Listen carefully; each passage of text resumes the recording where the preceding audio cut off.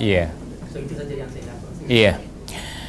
Untuk memahami persoalan seperti ini, kita perlu memahami masalah hadis. Hadis terbagi pada 3. Qauli, ucapan Rasulullah SAW. Fi'li, perbuatan Rasulullah SAW. Takriri, persetujuan Rasulullah SAW.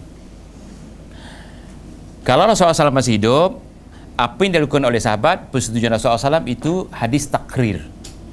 Dan Rasulullah SAW bukan menerima begitu, Jibril mengkhabarkannya.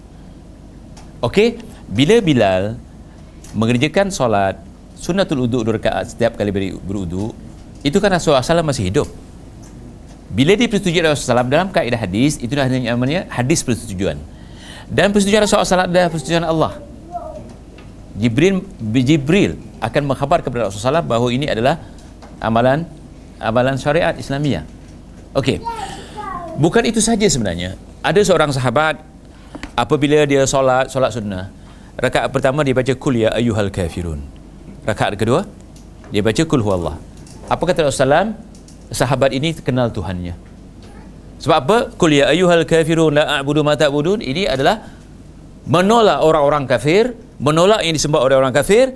Dia hanya menerima satu Tuhan. Dan dikuatkan dengan ayat kedua, menolak orang Yahudi dan Nasrani, sebab ayat yang kedua, ayat Al-Ikhlas, Allah tidak beranak dari peranakan. Maka Nabi mengatakan dia ini kenal Tuhannya. Dan kita jadikan apa yang Rasulullah SAW kata tadi, dia katakan hadis takrir, persetujuan, amalan kita sekarang. Begitu juga dalam Majmu' Al-Fatawa, Rasulullah SAW tidak pernah sembahyang Qiblatul Maghrib. Tak pernah. Tetapi bila sahabat sembahyang, Rasulullah SAW tunggu.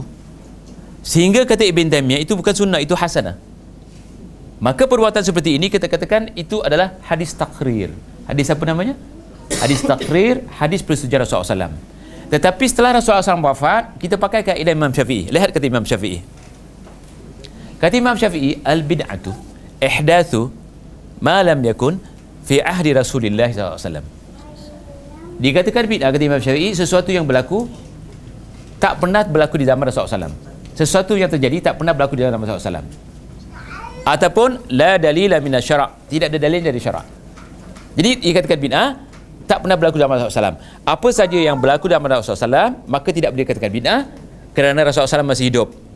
Rasulullah SAW menentukan sunnah atau bukan sunnah. Tetapi bila Rasulullah SAW wafat, kita tak boleh cipta ni semua. Kita tak boleh lakukan. Kerana diminta oleh Imam Syafi'i dalilnya. Apa kata Imam Syafi'i? Bid'ah sesuatu yang tak pernah berlaku di zaman Rasulullah SAW ataupun tak ada dalilnya. Maka kita minta dalilnya. Kuat kalau kita menggunakan Al-Quran untuk minta dalil. Apa kata Al-Quran? Qul hatu burhanakum in kuntum shadiqin. Ya, Saudara Azmi, katakan kepada mereka, beri kami dalilnya kalau ada. Itu bukan dalil itu. Itu adalah sunnah takrir. Itu bukan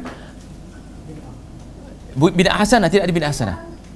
Okey, saya katakan tadi bid'ah hasanah kalau mengikut Imam Syafi'i rahimahullah adalah berkaitan dengan keduniaan. Bid'ah asalnya dalam bahasa Arab ikhtira'.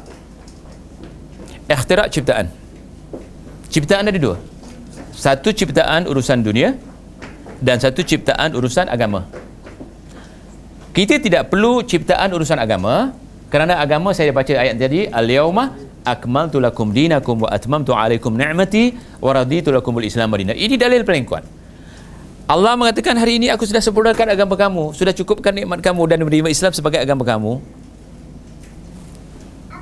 Ma farratna fil kitabi min syai'. Allah mengatakan tidak tertinggal di dalam Al-Quran walaupun benda yang paling kecil. Wa tammat kalimatu rabbik. Sudah tamat kalimah Tuhanmu. Dan tafsiran-tafsirannya adalah kita perlukan hadis sebagaimana Quran perlukan hadis. Saya katakan. Apa hadis? Kata Rasulullah, iyyakum wa muhdatsatil umur. Fa inna kulla muhdatsatin bid'ah wa kullu bid'atin dhalalah wa kullu dhalalatin finnar. Ini adalah khutbatul hajah. Rasulullah SAW tidak pernah tinggalkan bila khutbah Jumaat. Setiap kali khutbah Jumaat, Rasulullah SAW tidak pernah tinggalkan ini. Bermakna paling kurang Nabi mengingatkan umat sebulan 4 kali. Ataupun setiap minggu. Dan Rasulullah SAW tidak akan berkhutbah kecuali menggunakan khutbatul hajah tadi. Apa dia? Aku warning kamu daripada bid'ah. Aku warning kamu daripada ciptaan-ciptaan yang baru. Kerana ciptaan yang baru itu bid'ah. Dan setiap bid'ah itu sesat. Dan sesat itu ke neraka. Dan hadis yang saya bacakan tadi, hadis Bukhari, Man ahdatha fi amrina hadha ma laysa minhu fahuwa raddun. Siapa yang mereka cipta benda yang baru dalam agama ini yang bukan darinya, maka yang mereka cipta itu adalah raddun. Raddun kata Baghawi, kata Ali Hasan, bid'un, dan banyak lagi hadisnya.